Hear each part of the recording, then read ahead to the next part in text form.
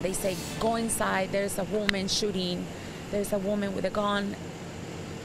Breaking tonight, a neighbor witnessed the aftermath of an alleged shooting. SWAT officers were called to this home on Cedarbrook Drive in Paynesville this afternoon. Police say a man was injured and taken to Metro Health Medical Center. They wouldn't tell us his condition or his identity. A neighbor who didn't want to be identified told us he came out yelling for help. Randomly, I saw like a guy, he kind of like caught the side of my eye, and he was like bleeding, like his hand was full of blood. It was like a SUV driving by. He tried to stop the car, the truck, and say, help me, help me.